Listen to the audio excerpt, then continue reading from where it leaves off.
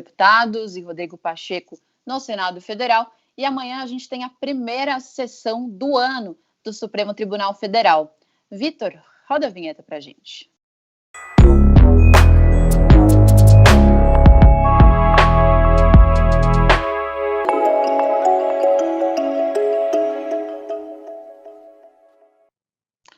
Depois do recesso, o STF realiza nesta quarta-feira a primeira sessão plenária do ano, com um tema atual e complexo, com algumas nuances: o direito ao esquecimento. Esse é um conceito que não existe na legislação brasileira, mas que já foi aplicado em algumas decisões judiciais. Vamos ao caso de hoje. De volta do recesso do Judiciário, o STF coloca em pauta o direito ao esquecimento. De um lado, a ideia de que uma pessoa tenha o direito de não ter exposto para sempre um acontecimento da sua vida, na internet, por exemplo. Do outro lado, a falta de uma norma, uma lei brasileira que trate sobre o assunto. E ainda questões em aberto, por exemplo, como definir o que é interesse público e o que poderia ser apagado. Há o risco de restrição da liberdade de expressão? Bom, o caso específico que está em questão no STF nessa sessão amanhã é o de Aida Curi. Ela foi uma jovem que foi violentamente assassinada na década de 50, um caso que teve uma ampla repercussão na imprensa. Na época, e aí que inclusive virou tema daquele programa da TV Globo que chamava Linha Direta, que fazia a reconstituição de alguns crimes emblemáticos. Bom, a família pede na justiça para ter o reconhecimento de direito ao esquecimento, inclusive ter ali indenização pela exposição da vítima. Bom, esse debate coloca em questão algumas coisas, como, por exemplo, limites ou não da liberdade de informação e expressão do outro, direito à honra, intimidade, privacidade, ressocialização. Vamos entender como que isso tudo vai se aplicar amanhã? Vitor, vamos ao especialista de hoje. Renato Opsi-Blum é economista e advogado especialista em direito digital. Ele é mestre pela Florida Christian University, patrono regente da EBRAD, membro da Associação Europeia de Privacidade, membro convidado do Grupo de Cybercrimes do Conselho da Europa, também autor de livros e artigos sobre direito digital. Renato Opsi-Blum, muitíssimo obrigada pela presença aqui no Sem Juridiquês mais uma vez. Um prazer, uma honra, especialmente falando desse tema tão apaixonante, que é o direito, entre aspas, ao esquecimento. Pois é, queria começar te perguntando sobre isso, assim, qual é esse conceito do direito ao esquecimento, inclusive, por que esse caso que foi parar no Supremo trata dessa questão? Nós temos hoje, Juliana, uma discussão muito intensa no mundo inteiro, não é a prerrogativa aqui do Brasil, especialmente em virtude das questões da internet, se existe ou não esse direito ao esquecimento. Na União Europeia, esse assunto é um pouco mais quente e mais objetivo. Inclusive, só para ilustrar, citar aqui o primeiro caso do direito ao esquecimento em si que aconteceu lá na União Europeia, envolvendo até proteção de dados pessoais, envolvendo a Diretiva Europeia de Proteção de Dados, na verdade, de proteção à privacidade e intimidade, aconteceu com um espanhol que teve o seu imóvel penhorado, alguma coisa semelhante a isso. E quando se fazia uma pesquisa no buscador, aparecia a dívida e a penhora daquele imóvel ainda relacionada àquele espanhol. Se não me engano, o nome dele era Vidal. E ele questionou que isso estava atrapalhando a vida dele, até porque já tinha sido resolvida aquela pendência. E ele queria que aquele conteúdo fosse, entre aspas, esquecido. E aí nós trazemos aqui alguns conceitos jurídicos interessantes. Será que o conceito correto é esquecer aquele fato ou seria atualizar aquele fato? Nós temos que seguir aqui algumas instâncias, alguns degraus, porque nós temos aí a chamada colidência de alguns princípios constitucionais. Primeiro, liberdade de imprensa, o dever ou a liberdade de informar, ao mesmo tempo, o direito à privacidade, à intimidade, você mencionou a ressocialização do condenado, temos aqui a liberdade de expressão, tudo isso, né, na mesma panela, em que nós temos agora que destrinchar e analisar o que é melhor, o que é pior. E vale sempre a pena a gente trazer aqui alguns ditames, né, de Sócrates, quando ele fala da informação. Então, a informação ela é útil? A informação ela serve de alguma forma para a sociedade? A informação traz um prejuízo para alguém? E é sopesando esses princípios, essas ponderações, é que os tribunais começam a formar aí algumas decisões, e a partir dessas decisões, a jurisprudência. Então, lá na União Europeia é mais fácil, porque lá já existe uma legislação que diz que aquilo que é antigo, que é desatualizado, que não tem um determinado valor, mas que impacta, né, na imagem, na honra da pessoa, na privacidade e intimidade, aquilo tem um tratamento jurídico mais a favor daquele que pleiteia, inclusive administrativamente, né? Não é nem necessário chegar às vias judiciais.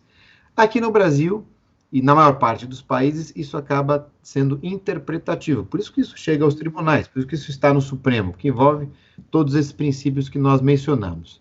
No caso em debate, né, em especial, eu tenho que, na verdade, trazer um outro também, que é o caso da chacina da Candelária, em que houve aplicação da indenização pelo Superior Tribunal de Justiça, R$50 mil, e isso envolve ressocialização, porque no caso da chacina da Candelária, a pessoa que foi apontada como coautor e partícipe, né, do homicídio, ela reclamou essa indenização. Aquilo que já estava, assim, esquecido, acabou voltando com força, vai parar nas redes sociais, nos buscadores, e as pessoas, nas consultas, acabam vinculando o nome daquela pessoa àquela situação.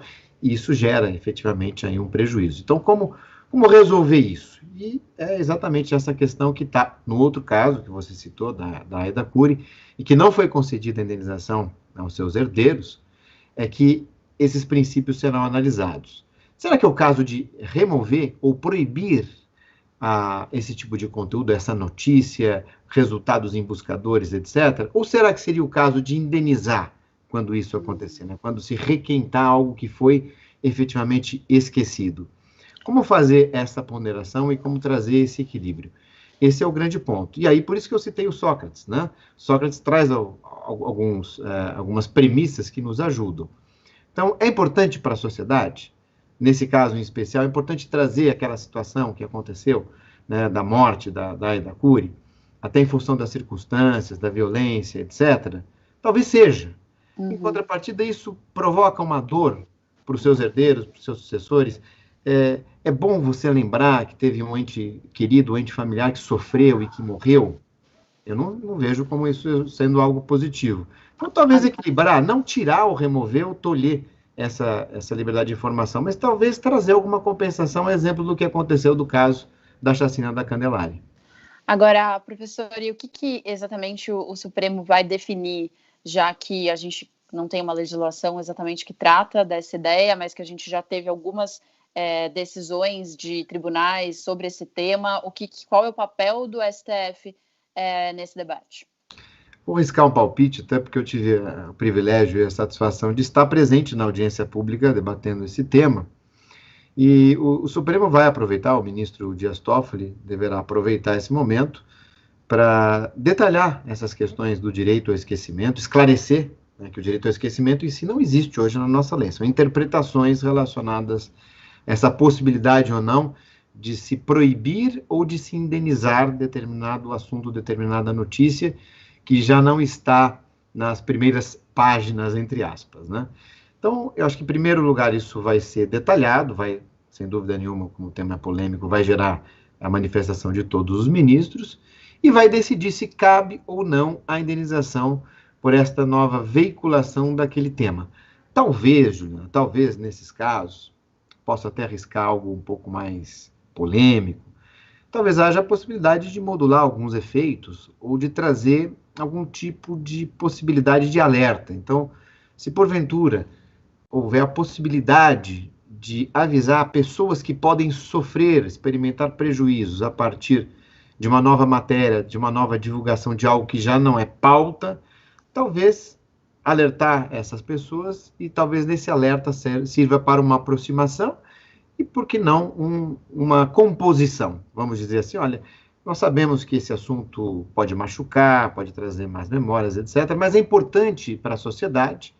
Eu sou um veículo de imprensa, sou remunerado por isso também, então, como forma de compensação, vamos fazer um acordo, alguma coisa assim, preparar, inclusive, a pessoa para também sofrer menos nessa linha, talvez seja um dos caminhos, né? E lembrando, trazendo novamente aí para sopesar tudo isso, a questão da necessidade, a questão da oportunidade e, eventualmente, também a questão do impacto, né, junto à pessoa. Mas eu acho, viu, Juliana, que mais cedo ou mais tarde nós teremos, como há na União Europeia, um avanço legislativo mais detalhado. A Lei Brasileira de Proteção de Dados, muita gente me pergunta isso, mas, Renato, lá nos direitos dos titulares dos dados, não tem o direito de deleção dos dados? Sim, existe, mas deleção de dados pessoais, não necessariamente de notícias ou de fatos. Aí que está a polêmica. Uhum. Tá certo, a gente vai acompanhar amanhã qual vai ser, então, como vai ser esse debate, né, no Supremo, porque talvez ele não se encerre amanhã. Professor, muitíssimo obrigada pela presença aqui mais uma vez ao Sem Juridiquês. Eu que agradeço, uma honra, até a próxima, se Deus quiser. Até mais. Bom, vamos lá, voltar a falar um pouquinho mais de economia. Hoje saíram resultados da produção industrial no Brasil, do PIB na União Europeia. Vamos ao fechamento do mercado.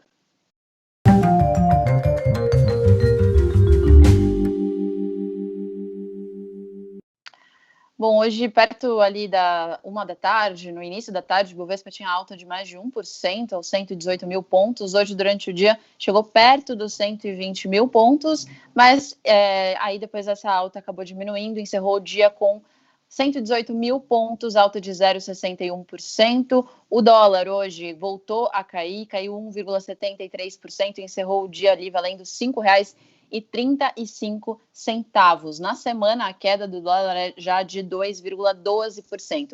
Alguns fatores no radar dos investidores hoje: resultado do PIB na zona do euro, que caiu 6,8% em 2020. Para a gente olhar o copo meio cheio, o terceiro trimestre na zona do euro do PIB veio com uma queda de 0,7%, menor do que esperavam os analistas, que estavam olhando ali para 1% de queda, um resultado, portanto, pior do que veio. Também no radar, o pacote de estímulos na economia americana. Ontem, o presidente americano Joe Biden se reuniu com senadores republicanos para tratar sobre o tema, e aí o encontro foi considerado produtivo por ambos os lados. Bom, nos Estados Unidos e no Brasil também, para a gente ir encerrando, de olho no balanço financeiro, que começa essa temporada de balanço. Hoje tem balanço da Amazon e da Alphabet nos Estados Unidos, e por aqui o Itaú foi o primeiro banco a divulgar balanço, teve lucro líquido de 5,3 bilhões de reais, representando uma queda de 26%. Bom, outra informação importante de hoje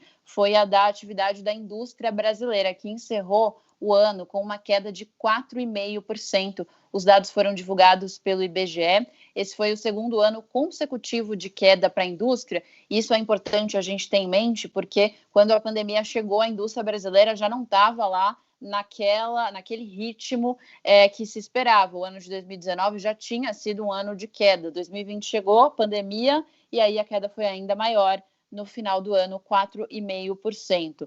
Para a gente olhar também o copo meio cheio, no último trimestre ali, a produção industrial cresceu 0,9% em dezembro em relação a novembro. Então, é mais um resultado mensal de alta, o que é positivo. Agora, eu quero saber de vocês como é que anda a sua confiança em relação à economia brasileira. A gente fez uma pergunta no chat, na comunidade do My News, e o Vitor vai rodar aqui para a gente os comentários, e mostram que o pessoal não está muito confiante, não. Vamos lá, a gente perguntou como que vocês estão em relação à confiança para a economia. 84% disseram que estão nada confiante. Um pouco confiante, 11%. Estou confiante, sem muito nem pouco, 3%. E estou muito confiante, 2%. Então, nada confiante, 84%, um pouco, 11%. Algumas pessoas comentaram lá, disseram que, enfim, com a atual política do presidente Bolsonaro, não tem como ser confiante. O GJS disse que inveja os otimistas, porque para ele vai ser daqui para pior. Nada confiante ganhou, a Terezinha está falando aqui, o pessoal não anda muito confiante. No chat também, Leandro está dizendo que a confiança está difícil, Maurício que a confiança vai dar ruim em geral, e o Itamar, desconfiança sempre. Bom, vamos lá. Por que a gente fala desse assunto? Porque a confiança é importantíssima para a gente olhar para a economia, por isso que existem tantos indicadores para medir a confiança do comércio, da indústria, do setor de serviços. A gente está, quando fala sobre isso, tratando de possibilidade de mais empregabilidade ou não, mais investimentos ou não, compra de maquinário ou abertura de novos negócios ou não, e por isso que olhar para esse índice é importante. Bom, uma pesquisa global feita pela consultoria Grant Thornton mediu o nível de confiança de 5 mil empresários no mundo no fechamento do ano de 2020. Foram 29 países que participaram dessa pesquisa, incluindo o Brasil. E o resultado mostra o seguinte: o Brasil tinha despencado nesse ranking e ido para a 16ª posição no primeiro semestre de 2020 e melhorou seu desempenho até o final de 2020. Foi para a 8ª posição no índice de confiança. A pesquisa mostra que 61% dos entrevistados estavam mais otimistas para a recuperação dos negócios, antes eram 40%. É interessante a gente notar esse tempo em que foi feita a pesquisa, início do primeiro semestre, era início da pandemia. No fim do ano passado, as perspectivas eram outras, se falava em vacina, em uma diminuição da pandemia. Vamos ouvir o que diz o Daniel Maranhão, que é CEO da Grant Thornton aqui no Brasil. A confiança, Juliana, ela é muito importante para o país, né? Os empresários terem a confiança, porque a confiança é que vai trazer, assim, o otimismo que vai trazer a confiança aos empresários, e trazer a confiança para os empresários se traduz no quê? Se traduz em expectativa, como fala, confiança em aumentar vendas, aumentar a contratação de pessoas, e tudo isso acaba gerando novos investimentos na roda da economia do país, né? Porque se não houver confiança, tipo assim, eu falo assim, o país acaba meio que desacelerando e parando o ponto de vista de crescimento. Então, manter os empresários com nível de confiança alto é manter um país com uma visão futura de crescimento muito grande. Bom, e aí, apesar dessa pesquisa ter mostrado esse resultado de melhora em 2020, outros indicadores em 2021 têm mostrado que a confiança, na verdade, no ano começou em baixa para setores medidos pela economia, pela FGV, que é o índice aí importante de confiança, e mostram, inclusive, um recuo nos 4 principais indicadores de confiança da FGV e também na confiança dos consumidores em relação a perspectivas futuras. Confiança empresarial caiu 2,2 pontos de dezembro para janeiro. A coleta do índice foi feita com mais de 4 mil empresas entre os dias 2 e 27 de fevereiro. O índice de confiança do comércio caiu 0,9 ponto na passagem de dezembro para janeiro, também na 4ª queda consecutiva, segundo a FGV, por causa da redução do ritmo de vendas no comércio e da cautela dos consumidores. O pior resultado da confiança foi o do setor de serviços. O índice de confiança de serviços da FGV recuou 0,7 ponto em janeiro para 85 pontos. Os outros índices estão, em geral, ali perto dos 90.